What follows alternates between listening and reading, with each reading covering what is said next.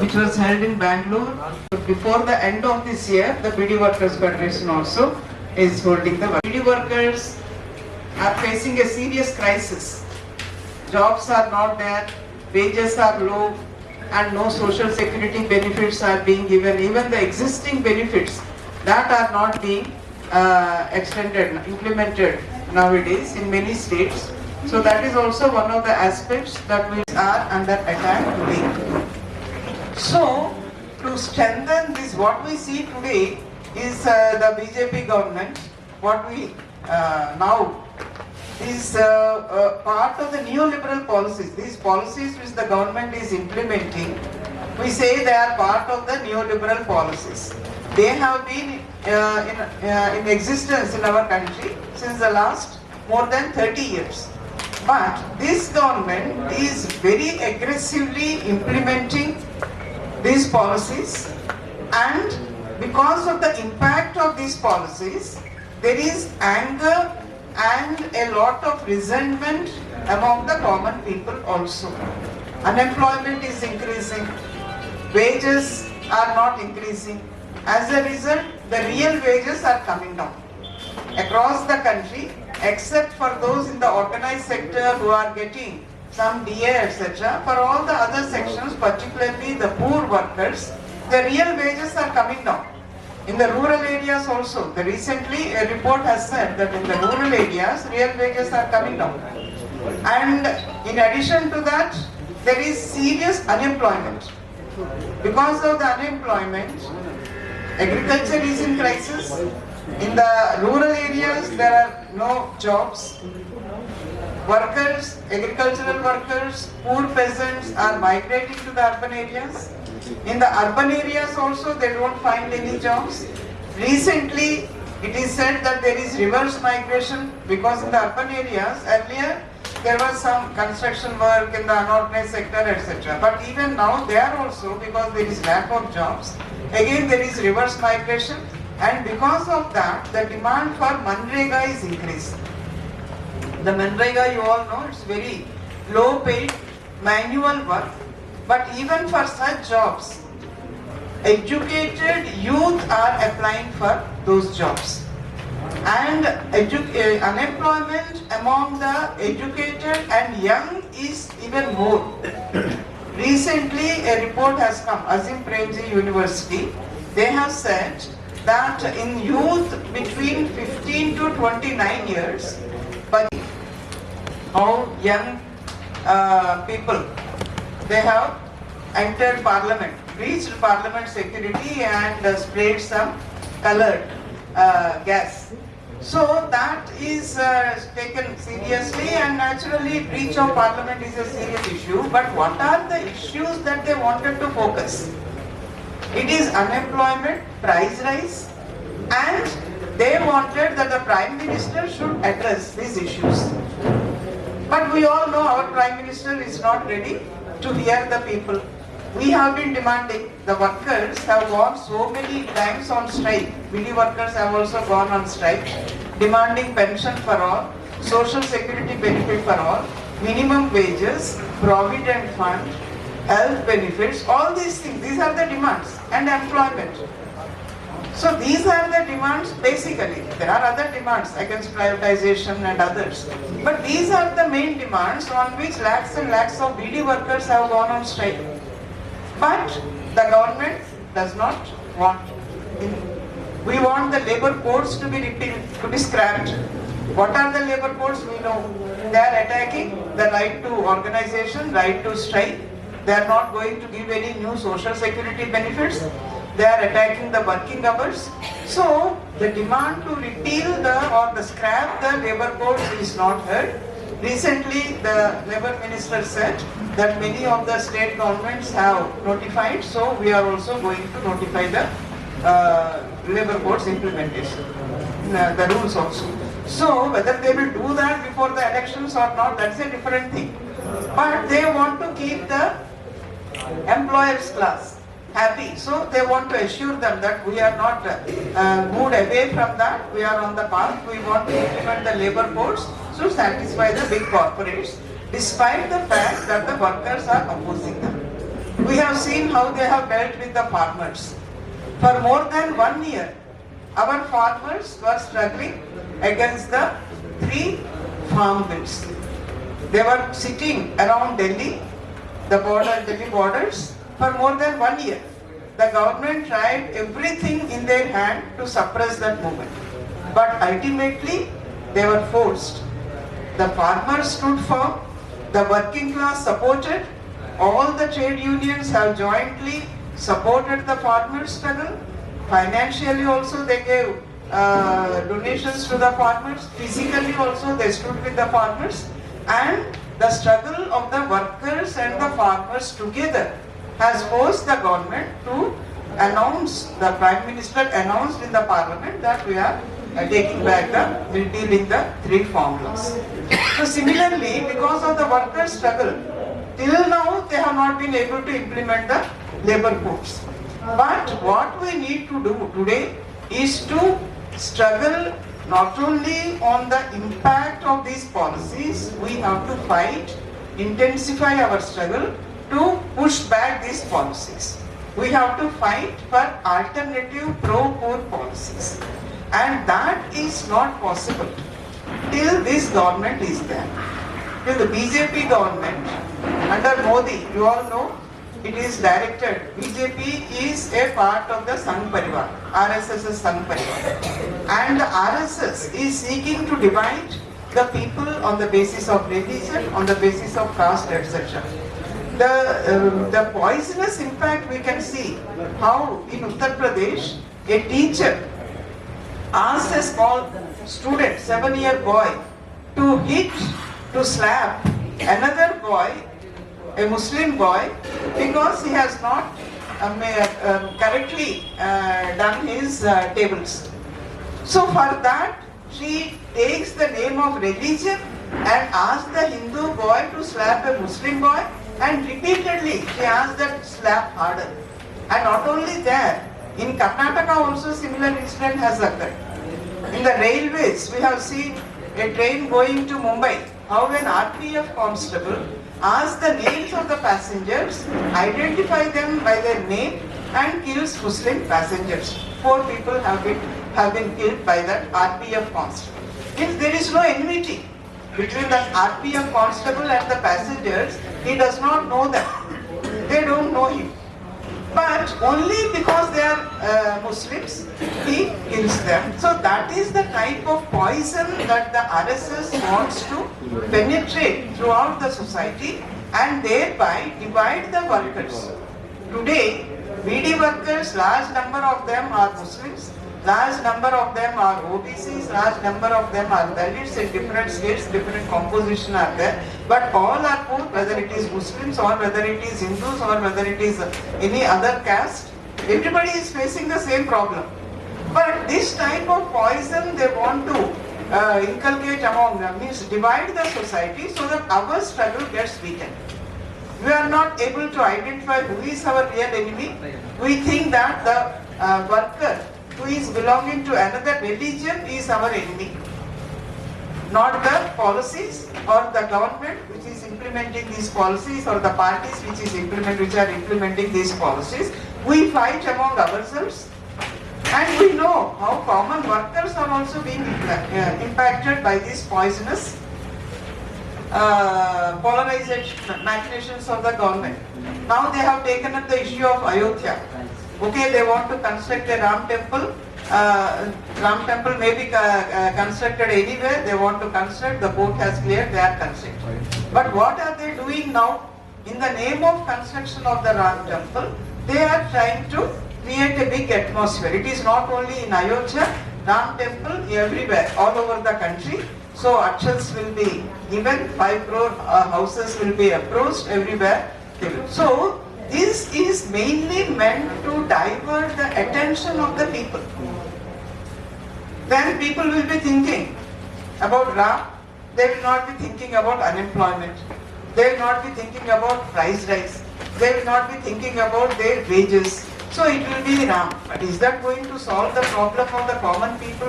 No equality of women, no equality of all the people, Dalits and others. So it is according to that dharma everybody has to live, and it is how they say that there will be harmony. If everybody agrees to their responsibility which is prescribed in the Smriti, then there will be no class struggle. Employers, employee, they should not struggle. Union should not demand their rights. Workers should not demand their rights. They have to perform their jobs according to Manusmriti. So this type of thing is, on the one hand, they are promoting implementing the neoliberal policies which are benefiting the upper 1% of the society. Today, what is the situation? There is a big divide. 1% is having more than 50% of the wealth, whereas the lower 50%, they are not having even 3% of the wealth. So that is the situation today. This divide is increasing. Adani's wealth has increased. He was 609th position in 2014 and 2022 he came to second position for some time. Now he is not in that position. But all the same, from where he has come, and every 500 meters they say of our coastline there is an Adani port. Every 500 kilometers there is an Adani port in our country. All airports, most of the private airports are given to Adani. Coal, mining, retail, in all these things, a few big corporates like Adani, Ambani, Tata, Birla, these are the people who are amassing wealth, whereas the common people's condition is deteriorating. So, CITU and other trade unions, we are fighting against these policies. And CITU's main objective, if you remember, many of you might have attended the CITU conference also, All India conference, 17th conference, and earlier also. We have been repeatedly saying that the issues, that the problems we face today, whether it is BD workers, whether it is construction workers, whether it is the workers in the unorganized sector, whether it is workers in the organized sector, whether it is the self-employed or the scheme workers, or whether it is the workers who are working in agriculture, like the agricultural workers, or the peasants. The issues we are facing are linked to the policies that are being implemented by the government, which are meant to increase the profits of the big corporates at the expense of the common toiling people. So, when we are fighting for our wages, we have to understand that these are linked with the policies of the government. Why the government is not fixing the minimum wages as per our demand? Our demand of minimum wages is 26,000 per month. We have been demanding 2015. We said 18,000 should be the minimum wage per month. Why? Because at that time the government has accepted the proposal, recommendation of the 7th Pay Commission, which recommended that for the central government employees that it should be 18,000. And as the prices are rising, now we say that 26,000 should be, and this we have been demanding since last 2 years. But 2 years also prices have risen. But we are demanding 26,000, but the government is not ready to accept that recommendation. In how many states, what is the minimum wage? Even at the central government, they are not accepting that. So, these things, why the government is not accepting this? Why the government is not providing social security benefits? Why the government is not controlling the prices? The government can control the prices. Mainly the prices of petroleum products. The taxes that the government collects from the petroleum products is increasing. The last, after the BJP government came to power, it has further increased. So, if the government could bring that down, prices can be brought down. If the public distribution system is strengthened, prices can be brought down. But the government is weakening the public distribution system, and they are promoting privatization of these warehouses, etc. And thereby they are promoting increase in the prices. So this way we have to understand the reasons behind our problems, why it is so, and not only on our demands, we have to fight against these policies also. and that requires a strong organization and also an understanding of the activists about the link between the issues faced by the different sections of the workers and the policies of the government. And the trade union, if you remember, in the recently held 26 to 28th November, 3-day Mahapadav, the joint trade union movement and also the Sanyukta Kisan Morcha has given a call for 3 days Mahapadav. It was very well participated across the country, except in a few states where elections were being held in Telangana, in Rajasthan, Madhya Pradesh, etc. In all the other states, starting from Jammu Kashmir to Andaman and Nicobar, in Kerala, in Tamil Nadu, everywhere, lakhs and lakhs of workers have participated in the mobilizations 3 days. Many thousands have sat all along the 3 days. So, this is one. And the Joint Trade Union Platform, which gave the call for this Mahapadav, has also decided, they have called, that this BJP government should go. They have given the call to the working class to defeat the BJP government in 2024 elections. Why? Because as I said, this government is implementing these policies which are against the workers and toiling people, and it is trying to divide, it is oppressing the struggles, it is trying to put the workers and others, whoever is opposing, they are putting them in jail. Recently in Parliament also we have seen 143 MPs have been suspended because they demanded that this probe should be there and Home Minister and Prime Minister should come to the Parliament and make a statement about this breach to the Parliament, etc., etc. So whoever and whatever. Similarly, we know when the labour codes were passed, those MPs who opposed, who sought division on the farm bills, they were suspended. And in the absence of the opposition MPs, labour codes were passed. Now also several, this Nyaya Samhita and all these Evidence Act, all these things have been passed in Parliament. So they just are removing the MPs. Also have been elected by the people and getting that done. So this is a very dangerous government, and that is why the Joint Trade Union Movement has given a call to defeat them. And by giving calls, it is not going to be defeated. We have seen after that, in the assembly elections, except in Telangana, BJP has come to power. They have retained Madhya Pradesh. In Chhattisgarh and Rajasthan, they have come to power. So now they are trying to project that again there will be a hat trick and 2024 they are coming to create confusion. There is no guarantee that whoever wins in the assembly, they will win in the Parliament, because it has not taken place. But it is not the fact every time. Maybe sometimes it is there. Whether it is 2018 or earlier 2003, that was not the case. But we have to, the working class has a responsibility. And the BD workers are part of the working class has a responsibility to take this message of the Joint Trade Union Movement. Particularly, it is the CITU's responsibility. When we are sitting here as CITU, we have to understand that we have to take it to the grassroots level. BD workers are there, mostly in the villages, but also in some towns. So we have to approach them, door to door, house to house, the family members, and explain to them the reasons behind the pitiable conditions of the BD workers and the policies of the government and the need to defeat their policies.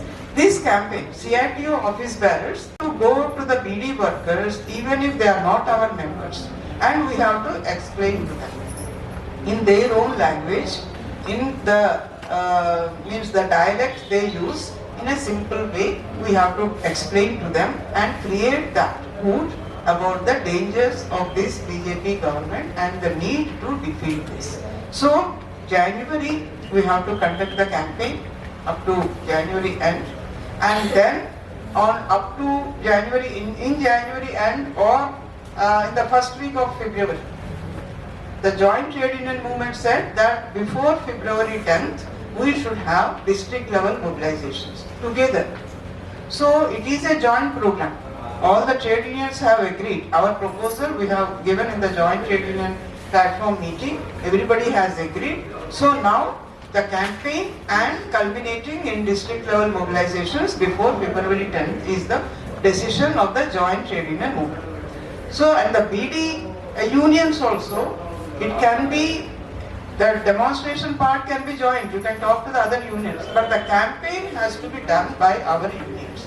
We have to take the responsibility to meet the BD workers and explain to them and ensure that large number of BD workers are mobilized in the demonstrations in whichever date the CITU state committees or the joint trade union platform in the respective states decide.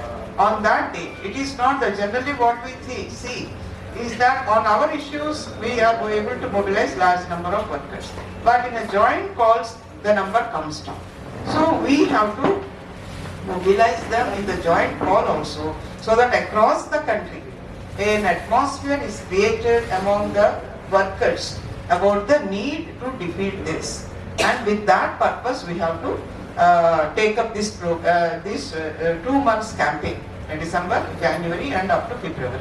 And after that also we have to intensify the joint trade union platform and the Sanyukta Kisan Morcha also. They will meet on 23rd. There is an online meeting of the joint trade union platform and Sanyukta Kisan Morcha to take this further, because this is a historic thing. This has never happened. Earlier the trade unions, the workers were fighting, and in the recent period the farmers were fighting on their demands from their platform. There were solidarity actions and support to each other. But this year, what is of most significance is these two sections of the people which produce the wealth of our country. It is the workers who produce the goods. It is the farmers and agricultural workers who produce the food products, foods and other food items, this thing.